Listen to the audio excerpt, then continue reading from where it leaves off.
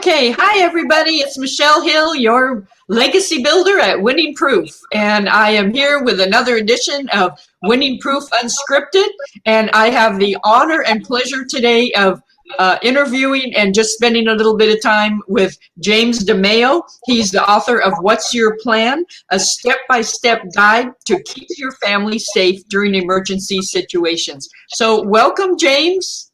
Hey, Michelle, great to catch up with you. Awesome, yes. And I just have to ask you, tell viewers a little bit about your background and your expertise in crowd management, crowd security. Excellent. Thank you, Michelle, for this opportunity. James A. DeMeo, 30 years in the security industry, 21 of which I was a member of the Nassau County Police Department on Long Island, New York. I subsequently retired from law enforcement and earned my postgraduate degree from Adelphi University in sport management. And since 2011, 2012, I transitioned into the private sector, and I've been focusing on higher education, distance learning, obviously prior to COVID, speaking around the country about event security and becoming, with your help, a best-selling author of What's Your Plan. So again, I'm just honored to have this conversation. Obviously, a lot going on in the world, but I think the timeliness of us talking right now is definitely important. You will, absolutely. And as in today's climate, in the last, I would say, 5 years, with all of these tragic mass shootings that have happened in crowds, what's the single greatest threat to public safety as it pertains to crowds? Well, certainly it's a terrific question. Terrorism, domestic, international, the lone wolf, the insider threat. Obviously, we've been focusing on the pandemic, the worst infectious disease outbreak since 1918. But once we slowly get back into different verticals, corporate, churches, malls, movie theaters, sporting venues, all those challenges, those security challenges that existed prior to COVID-19, unfortunately, will continue to exist. So I'm very concerned about, obviously, the political divisiveness. We're in obviously an election cycle right now. We have to look at, obviously, protesting and civil unrest as we roll into Election Day in November. But certainly the book and this conversation is just to remind, the listeners and the viewers the importance of not being fearful, but just having, an awareness to the world around you at all times. Yeah, and I think the main thing is being equipped. If you have the information ahead of time, you're going to respond to emergency situations, not react. Is that correct? That is absolutely correct. And again, that gives you the ability to operate from a position of strength because you've already had that conversation on how you would respond to, obviously some type of emergency situation. Yeah, absolutely. And, I have your book right here. You wrote this great book and great information. I always learn a lot from, my clients' books, but this one in particular was just so nuts and bolts on, you break it down on different venues. So tell me what happened, what prompted you to write this book, and tell me a little bit about its origins.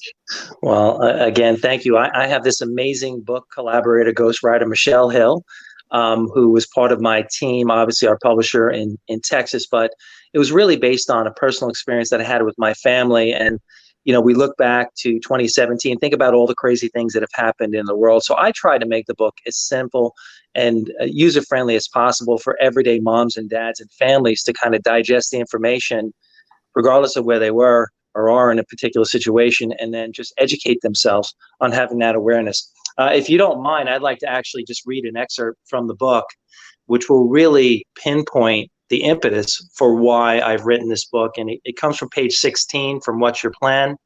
And it's entitled Suburban Durham Shopping Mall, and Then There Was Darkness. So really, this is where the beginning of What's Your Plan took place. In late April 2017, my family and I had visited a local shopping mall in Durham, North Carolina, not too far from where we live right now. We were shopping in a larger retail anchor store, the big stores that usually help attract shoppers to the mall. We had been there nearly an hour when all of a sudden the lights went out in the entire mall. And my first thoughts were that this was perhaps a cybersecurity facilities breach. My 13-year-old son, Aiden, he's 16 now, but at the time he was 13, turned to me and said, "Hey, Dad, what are the chances someone could come in here and shoot this place up?" And I was awestruck that such a young man, wise beyond his years, could have such a thought process, as they say, from the mouth of babes. So from that moment forth, the little hairs on the back of my neck stood up, and, we exited the mall in Durham. We came out of the parking lot, all the traffic lights were out, and we drove back to where we live here in suburban Raleigh, and we sat down at our dining room table, and we had a conversation about the events that had taken place in the mall. And since everything was fresh in our mind, I really felt compelled from that moment, Michelle, obviously as a security leader, most importantly as a father of 2 children and a husband, to really do something, to really, build on that conversation, those thoughts that came from my son, to really take this to the highest level possible in terms of sharing my experience, with my readers, viewers, and listeners. And since then, with your help and with the team's help, we've become a bestseller. I've been on, local TV and regional TV. And, the things that I've learned is that obviously, I thought I was a relatively smart person until I wrote my first book, but you realize how complex the world is. But if we sit down and we have conversations, we get past the fear factor, and we really, educate and empower each other on what to do, again, we place ourselves in an amazing position to best survive these unthinkable situations. Yeah, absolutely. And just a little side question, does your family always feel safe when you are with them because of your background? Well, I think because I've been in the business nearly 30 years, they're more in tune to their immediate surroundings because they're around me all the time. But, again, when they're on their own, I really just want them to operate from a position of strength, again, to just be aware to the world around them. And a lot of things in the book really are just based on my experiences in law enforcement, working in the aftermath of 9/11, Tropical Storm Irene, the blackout, obviously, in New York City. But 30 years in the industry, and again, just as an individual who's trying to make a difference, but I know that I can't do this by myself. It's ultimately a team effort, getting past the fear factor and just sharing information on what we can do, obviously, to deal with these types of situations. Okay, yeah, absolutely. And I'm going to look at the table of contents, and you have the different chapters sectioned off like malls, places of worship, corporate workplaces, colleges, festivals. So when people read your book, what are the top 3 takeaways they can get when they finish that last page?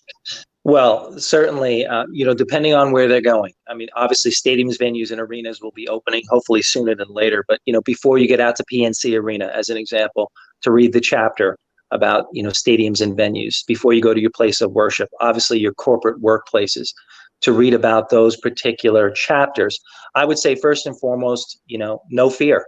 We have to get past the fear factor. Obviously, there's a lot of fear in our society, but with education, that's the antidote to fear. So that's number 1. 2 is to see the world from multiple angles, okay? Not to have tunnel vision, but look at the world, obviously, with a wide angle lens and to kind of be out in front of these challenges. And 3, as we said from the beginning, to have that pre-planned response, to have that conversation with your family on knowing exactly what you're going to do. If you're in a mall, the lights go out, God forbid there's some kind of active shooter, a bomb scare, a fire. You've already had that conversation with your family before you walked into the mall. You're going to meet at Starbucks. You're going to meet back at the car. Whatever your plan is, Michelle, for your family may be different than James DeMeo's family, but you've had that conversation so that if something does happen, you will respond accordingly. I always say, obviously, law enforcement will be responding, always go by their direction and guidance. But unfortunately, the situations were happening so frequently prior to the pandemic that by the time the good guys got there, most of the bad stuff was over with. So we want to talk about those crucial first 3 to 5 to 7 minutes when you're with your family, law enforcement, first responders are coming to the scene, and you're trying to figure out a way to survive. And if you've had this conversation, you know exactly what to do. Again, you increase your chances of getting out in front and dealing with these obviously, difficult situations. Yeah, absolutely. And I think the key you said too is to knowledge, takes out fear. So you can't live in this world today and just be fearful of everywhere you go, but being equipped with that knowledge, like I have a plan. What's your plan?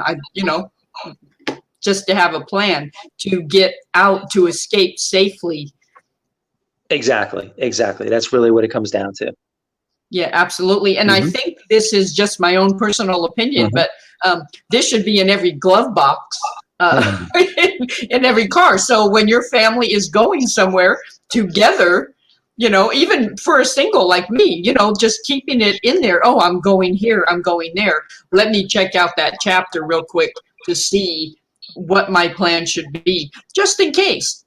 You know, you're not always looking for things to happen, but when it does, you want to be definitely equipped. Absolutely. Spot on. Yeah. Absolutely. Yep. Yeah. So what was the greatest thing you learned about yourself during the book writing process? Because I will tell this to everybody, it ain't no joke writing a book. I mean, if you want to write a good book. So what did you learn about yourself during the process? I just learned that obviously if you're really passionate about something, whatever it is in your life, and obviously we have, you know, God-given gifts, we have to use them to the best of our ability. This is something that I'm extremely passionate about because it started obviously, you know, from my son. And so what I've learned is that, you know, you never give up on something you believe in, that you're passionate about, but that you have to realize that you can't do it by yourself. You know, you need a team. But ultimately, if you're going to impact and change the world, you can't have fear. And you have to think outside your comfort zone and you have to push yourself. And when you get resistance, that means you're creating impact. And that's what I've learned from this experience is that, you know, these conversations, podcasts, you know, doing everything that I can. But again, it's really a team effort in terms of sharing the information. All the great feedback has been so encouraging. You and I have discussed, obviously, you know, working on, you know, an additional project, which I think is more than timely in light of everything that's happened, you know, since the book came out. But, you know, I've learned just to, you know, just follow your dreams. You only live once, you know, make it count. And that's what I've learned from this experience. Yeah, absolutely. And just a little side question too, the marketing part, was that harder than you thought? Because it is for most people. What was your experience in that? Because that takes a lot more effort than people think it does. It does. And a lot of people have asked me, you know, what does it take to be a best-selling author? And it's really, you know, these kinds of conversations, you know, just burning the midnight oil, you know, putting the time in, social media, LinkedIn, Twitter, Instagram, Facebook. You see me out there, but again, you're dealing with algorithms. So you have to work around those algorithms. But ultimately, when people sign off on your book and they've shared it with their families, you get testimonials, which are really, really important. So the marketing side is a very, very big part of, you know, chambers of commerce. Whatever you can do to kind of get out there and get your message out, I think is very, very important, you know, to reach that largest audience possible.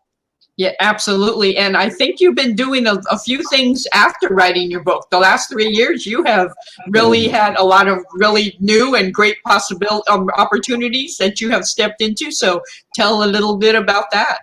Well, thank you. And the book obviously had a lot to do with that because that gave me the ability to reach larger audiences. I've had speaking engagements, really blessed to have opportunities because of what you're planning. But I've been really focusing now, Michelle, with higher ed. So I'm doing distance learning. I'm teaching for Tulane University in their School of Professional Advancement.